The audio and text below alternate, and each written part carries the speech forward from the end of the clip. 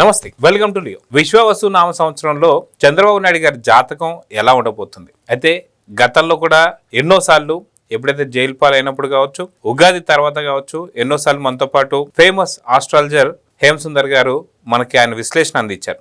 అయితే విశ్వావసు నామ సంవత్సరం తర్వాత ఎలా ఉండబోతుంది నారా చంద్రబాబు నాయుడు గారి జాతకం అనే దానిపై మనం ఆయన విశ్లేషణ ఏంటనేది విందాం. సార్ నమస్తే. నమస్తే అండి. సార్, నారా చంద్రబాబు నాయుడు గారికి సంబంధించి విశ్వావసు నామ సంవత్సరం తర్వాత నుంచి ఎలా ఉండబోతుంది? ఎందుకంటే మనం చూసాం గత సంవత్సరం కానీ అంతకుముందు కూడా మనం చూసుకుంటూ వస్తున్నాం. అయితే మీరు అన్నట్టుగా గత సంవత్సరంలో కొంత కష్టాలు పడతారు అనుకున్నాను, అదే విధంగా కష్టాలు పడడం జరిగింది, కానీ ఫలితం అందుకున్నారు, అయిపోయింది. ఇప్పుడు విశ్వావసు నామ సంవత్సరంలో ఎలా ఉండబోతుంది అంటే ఏం చెప్తారు? అంటే చంద్రబాబు నాయుడు గారి జాతకం చూసుకుంటే మనకి ఇంటర్నెట్ సమాచారం ఆధారంగానే మనం అనాలిసిస్ చేస్తున్నామని గతంలో చెప్పాను, ఇప్పుడు కూడా అదే చెప్తున్నాను. ఎందుకంటే ఆయన చార్ట్ ప్రకారం చూసుకుంటే 1950 ఏప్రిల్ 20వ తారీఖు పుట్టారు. నక్షత్రం వచ్చేసరికి కృత్తిగా 2వ పాదం. ఇవే అనుకున్నాం. లగ్నం టైం తెలియదు కాబట్టి లగ్నంతో నిమిత్తం లేకుండా భృగునాడి పద్ధతిలోనే నేను అనాలిసిస్ చెప్తాను. అదండి ఆయన జాతకం ప్రకారం చూసుకుంటే ఏంటంటే ఇప్పుడు ప్రధానంగా చాలా పరిణామాలు జరగబోతున్నాయి. గ్రహాల పరంగా చూసుకుంటే ఈ 2 నెలల మే లోపు 4 గ్రహాల రాసులు మారుతున్నాయి. ఆయనది వృషభ రాశి, చంద్రుడు ఉచ్చలో ఉన్నాడు. ఆయన జాతకాన్ని మళ్ళీ ఒకసారి చెప్పుకుంటున్నాను. చంద్రుడు ఉచ్చ స్థితిలో ఉన్నాడు. వృషభ రాశిలో ఉంటే ఉచ్చ స్థితిలో ఉంటాం మనం. అక్కడి నుంచి గురువు ఆయనకి 10వ స్థానంలో గురువు ఉండటం అంటే గజకేసరి యోగాన్ని సూచిస్తుందన్నమాట. అంటే చంద్రుడి నుంచి కేంద్రాల్లో గురువు ఉంటే గజకేసరి యోగం అంటారు. అలాగే మరి రవి ఉచ్చలో ఉన్నాడు, చంద్రుడు ఉచ్చలో ఉన్నాడు. మాతృకారకుడు చంద్రుడు ఉచ్చలో ఉన్నాడు, పితృకారకుడు రవి ఉచ్చలో ఉన్నాడు. బుధుడితో ఉండి బుధాదిత్య యోగాన్ని ఇచ్చాడు అని చెప్పాము. అలాగే కర్మకారకుడైన శని సింహరాశిలో ఉండి ఆయనకి సొంత స్థానం, అది చెప్పాలంటే సింహరాశిలో శని ఉండడం అనేది అంటే రాజకీయాలకు సంబంధించిన యోగం అన్నమాట. అంటే రవికి మాతృస్థానం కాబట్టి ఆ సింహరాశి అనేది ఆ స్థానంలో శని ఉన్నవాళ్ళు కానీ లేదా రవితో శని కనెక్షన్ ఉన్నవాళ్ళు. ఇక్కడ శని ఏమవుతుందంటే రవి స్థానంలో ఉండటంతో పాటు 159 కాంబినేషన్లో రవితో కనెక్షన్ వచ్చింది. అందువల్లే ఆయనకి ఇన్నిసార్లు ముఖ్యమంత్రి కావటం కానీ రాజకీయంగా అంత పేరు ప్రఖ్యాతులు రావడం కానీ ఇవన్నీ కూడా ఈ కాంబినేషన్లో జరిగినాయి. ఒకటి గజకేసరి యోగం, 2 బుధాదిత్య యోగం, శని సింహరాశిలో ఉండి మళ్ళీ శనితో శనితో కనెక్ట్ అయి ఉండటం, ఇవన్నీ రాజకీయ పరంగా ఉన్న యోగాలు అయితే ఇచ్చినాయని చెప్పాలి. అలాగే మనకి దశ అంతర్దశలు ఒకసారి చూద్దాం.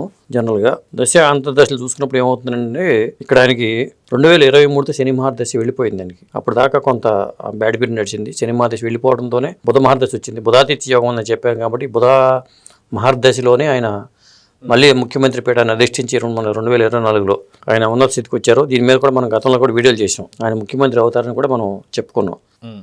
ఇప్పుడు చూసుకుంటే బుధ మహర్దశ 2040 వరకు ఉంది. బుధుడిలో కేతు అంతర్దశ 2026 డిసెంబర్ వరకు కేతు అంతర్దశ ఉంది. కాబట్టి ఇక్కడ 2040 వరకు కూడా బుధ మహర్దశ ఆయనకి ఉంటుంది. బుధుడు చాలా బలంగా ఉన్నాడు కాబట్టి, అంటే బుధాదిత్య యోగంలో ఉన్నాడు కాబట్టి అద్భుతంగా యోగిస్తుందని చెప్పాలి.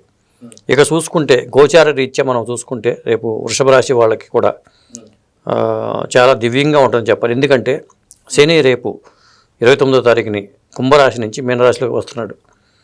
అంటే అక్కడ చంద్రుడి నుంచి 11వ రాశి అవుతుంది. ఇది ఎప్పుడైనా సరే ఏ రాశి వాళ్ళకైనా సరే శని ఈశ్వరుడు 3వ స్థానం కానీ 6వ స్థానం కానీ 11వ స్థానంలో కానీ ఉంటే గోచారంలో యోగిస్తాడు. మన జన్మజాతక చక్రం తీసుకుంటే లగ్నం నుంచి చూసుకుంటాం, గోచారం చెప్పాలంటే చంద్రుడి నుంచి చూస్తాం. అలా చూసుకున్నప్పుడు చంద్రుడి నుంచి 11వ స్థానంలో శని ఉన్నాడు కాబట్టి అది యోగకారకుడు. వృషభ రాశి వాళ్ళకి అద్భుతంగా ఉంటుంది. ప్రధానంగా ఏంటంటే 2.5 years పాటు ఆ శని అక్కడే ఉంటాడు, మీనరాశిలో ఉంటాడు. ఆ 2.5 years కూడా అద్భుతంగా యోగిస్తుంది. చంద్రబాబు నాయుడు గారికి విశ్వావసు నామ సంవత్సరమే కాకుండా ఆ తర్వాత వచ్చే సంవత్సరంతో పాటు ఇంకా అదనంగా శని గోచారం అనేది అద్భుతంగా ఉందని చెప్పాలి. ఇంకొకటి ఏంటంటే చంద్రబాబు నాయుడు గారి జాతకం భృగు జాతకం ప్రకారం చూసుకుంటే ఇప్పుడు గురువు ఆ రాశి మీదే ఉన్నాడు, వృషభ రాశి మీద ఉన్నాడు. రేపు మేలో అక్కడి నుంచి మిథున రాశిలోకి వెళ్తాడు. వృషభ రాశిలో ఉన్న గురువుకి ఇప్పుడు రేపు మారినప్పుడు ఏమవుతుందంటే జాతక గురువు కుంభరాశిలో ఉన్నాడు. ఈ కుంభరాశిలో ఉన్న గురువుతో గోచారంలో ఉన్న గురువు మిథున రాశిలోకి వెళ్ళిన తర్వాత కనెక్ట్ అవుతున్నాడు మే తర్వాత. అప్పుడు ఏమవుతుందంటే గురువు కనెక్షన్ వస్తే ఏమవుతుందంటే వాళ్ళకి ఇంకా పేరు ప్రఖ్యాతులు అంటే అభివృద్ధి పథంగా ఆయన చేసే యాక్టివిటీస్ అన్నీ చాలా పేరు తెచ్చేవి అవుతాయి అని చెప్పొచ్చు. ఎందుకంటే మిథున రాశిలో ఉన్న గురువు, కుంభరాశిలో ఉన్న గురువు కనెక్షన్స్ అన్నీ అద్భుతంగా ఉన్నాయి. రాష్ట్రం కూడా ఆయన ముఖ్యమంత్రిగా ఉండగా ఇప్పుడు ఆర్థికంగా ఉన్న లోటుపాట్లన్నీ కూడా కవర్ అయిపోయి ఆర్థికంగా ముందంజ వేయడానికి రాష్ట్ర పరిస్థితి దృష్ట్యా ముందంజ వేయించడానికి కూడా ఈయన కృషి అనేది తోడ్పాటు అవుతుందని చెప్పొచ్చు. అది అయితే మనం చూసుకుంటే చంద్రబాబు నాయుడు గారికి సంబంధించి కూటమి ప్రభుత్వం ఉన్నారు కాబట్టి అటు పవన్ కళ్యాణ్ ఇటు చంద్రబాబు నాయుడు గారు. అయితే వీళ్ళిద్దరి మధ్యన యువ నాయకుడైనటువంటి లోకేష్ గారు. సో ఖచ్చితంగా ఈ కూటమి ప్రభావం ఎలా ఉండబోతుంది? సో దీనికంటే ఏపీ భవిష్యత్తు చూడబోతున్నాం కాబట్టి ఓన్లీ చంద్రబాబు నాయుడు గారి జాతకం ఒకటే సరిపోతుందంటారా, లేదా పవన్ కళ్యాణ్ జాతకం గారు కూడా కలిసి వస్తుంది అనుకోవచ్చు అంటారు? అంటే పార్టీ అధినేత కాబట్టి చంద్రబాబు నాయుడు గారి జాతకం ఉందని మనం పార్టీ అధినేతగానే మనం జాతకాన్ని చూడాల్సి వస్తుంది. అలా చూసుకున్నప్పుడు మరి రేపు గోచార రీత్యా గురు గోచారం బాగుంది. అంటే గురువు అక్కడ 2వ స్థానంకి వెళ్ళిపోవటం కానీ, గురువు గ్రహస్థితి మారటం కానీ, అలాగే డబుల్ రాహువు డబుల్ కేతు ఎఫెక్ట్ కొంత ఉంది ఇప్పుడు. అంటే రాహు మీద మీన రాశిలో ఉన్న రాహు మీదే గోచార రాహు ఉన్నాడు, కన్యా రాశిలో ఉన్న కేతు మీదే ఈ కేతు కూడా ఉన్నాడు. అదేంటంటే కొంత రిలీఫ్ వస్తుంది. ఆ కేతు మించి కేతు మారటం, రాహు మించి రాహు మారటం అనేది చాలా వరకు రిలీఫ్ వస్తుంది. ఈ రాహుకేతుల గోచారం కూడా మార్పు కూడా చాలా హెల్ప్ అవుతుంది. కాబట్టి ఈ విశ్వావసు నామ సంవత్సరంలో కాకపోతే ఏమవుతుందంటే పరిపాలన పరంగా అంత సాఫీగా వెళ్ళినా కానీ, అభివృద్ధి పరంగా కానీ పేరు పిక్కేతలు అన్నీ వస్తాయి. కానీ చివరి సంవత్సరంలో మాత్రం కొద్ది చిన్న చిన్న ఒడిదుడుకులు వచ్చే అవకాశాలు అయితే ఉంటాయి. పాలన పరంగా 2.5 years పాటు మాత్రం రాహు మీద శని ఉన్నంతకాలము అక్కడ, అంటే 11వ ప్లేస్లో శని, చంద్రుడి 11లో శని ఉన్నంతకాలం కూడా ఆయనకి యోగించే అవకాశాలు అయితే ఉన్నాయి. ముఖ్యంగా ఏంటంటే జాతకంలోనే శని వక్రించి ఉంది ఆయన జాతకంలో. మరి ఆ వక్రించి ఉన్న శని కూడా, ఆ శని వక్రించి ఉన్న శనితో ఇప్పుడు ఆల్రెడీ కొంత గురువు కనెక్ట్ అయ్యి అంత ముందు సంవత్సరం కూడా కనెక్ట్ అవడం కానీ, ఆ గురుబలం వల్లే ఆయనకి మొన్న ఎన్నికల్లో కూడా అద్భుతమైన ఫలితాలు వస్తాయని మనం గతంలో కూడా అనాలిసిస్ చేసి ఉన్నాం. ఇప్పుడు కొత్త సంవత్సరంలో ఈ గ్రహస్థితిలో మార్పులు ప్రధానంగా ఏంటంటే మనం 4 గ్రహాల మార్పునే మనం లెక్కలో తీసుకుని అనాలిసిస్ చేయాల్సి వస్తుంది భృగు జాతకం ప్రకారం అయితే. అలా చూసుకున్నప్పుడు లాస్ట్ 1.5 year అంతకు ముందే గురువు మీదకి శని రావడం కూడా కొంత ఆ పార్టీ పరంగా పార్టీ బలోపేతానికి చాలా దారి తీసిందని చెప్పాల్సి వస్తుంది. అంటే ఎన్నికలకి 1 సంవత్సరం ముందు నుంచి కూడా ఆయన జాతకం అద్భుతంగా ఉంది. అంటే కుంభరాశిలో 2.5 years కూడా ఆయనకి చాలా అద్భుతంగా యోగించింది. శని కుంభరాశిలో ఉన్నప్పుడు కూడా గురువుతో కనెక్ట్ అయి ఉండటం వల్ల అద్భుతంగా యోగించింది.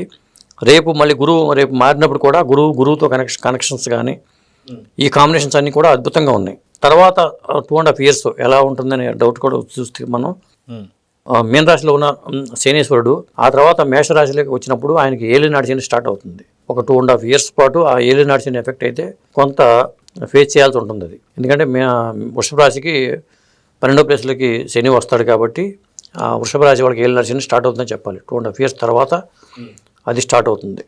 అదండి. సో మొత్తానికి చంద్రబాబు నాయుడు గారి జాతకం అంటేనే ఏపీ జాతకం అని చెప్పేసి అనుకోవచ్చు. సో చాలా చక్కగా ఉంది కాబట్టి ఏదైతే విశ్వావసు నామ సంవత్సరం చాలా బాగుండబోతుందని చెప్పి అనుకోవచ్చు అంటారా? ఖచ్చితంగా చంద్రబాబు నాయుడు గారి జాతకం ప్రకారం చూసుకుంటే అసలు ఆయన జాతకంలో ఆయన మహర్జాతకుడు అని చెప్పాల్సి వస్తుంది. ఎందుకంటే మరి స్వయం కృషితోనే ఆయన అంచెలంచెలుగా వెదిగే జాతకంగా మనం చూడాల్సి ఉంటుంది. ఆ తర్వాత ఇప్పుడున్న పరిస్థితులు బుధ మహర్దశ నేను చెప్పా, బుధాదిత్య యోగం అనేది చాలా హెల్ప్ అయింది దానికి. ముఖ్యంగా 2023 వరకు కూడా శని మహర్దశ 19 ఏళ్ళు శని మహర్దశ ఉంది. ఆ శని మహర్దశ ఉన్నా కానీ ఆయన జాతకంలో ఉండే గజకేసరి యోగం కానీ బుధాదిత్య యోగం కానీ ఆయన ఉన్నతంగా ఇన్నిసార్లు పదవులు అలంకరించడానికి దోహదపడిందని చెప్పుకోవచ్చు. ఇక ముందు కూడా 2040 వరకు కూడా ఆయన తిరుగులేని జాతకమే. 2029లో కూడా ఆయన జాతక ప్రకారం చూసుకుంటే అద్భుతంగా ఉందని చెప్పాల్సి వస్తుంది. అది కాబట్టి విశ్వావసు నామ సంవత్సరంలో మాత్రం పరిపాలన పరంగా ఆయనకి మనం ఆదాయం ఎంత, ఆ రాశి వాళ్ళకి ఖర్చు ఎంత, వ్యయం ఎంత, అవమానాలు ఎంత, ఇవన్నీ మనం వేసుకోవాల్సిన అవసరం లేదు. ఒక రాష్ట్ర అధినేతగా మన జాతకం చూసుకుంటే రాష్ట్ర అధినేత బాగుంటే రాష్ట్రం బాగుంటుంది. కాబట్టి అద్భుతంగా బాబు గారి జాతకం ఉందని చెప్పొచ్చు. సో చూద్దాం సార్, ఖచ్చితంగా మీరు అన్నట్టుగా 2040 దాకా బుధాదిత్య యోగం ఉందంటున్నారు కాబట్టి చాలా చక్కటి ఆంధ్రప్రదేశ్ పరిపాలన జరగాలని కోరుకుందాం. నమస్తే. నమస్తే. Please subscribe to Leo news for more videos.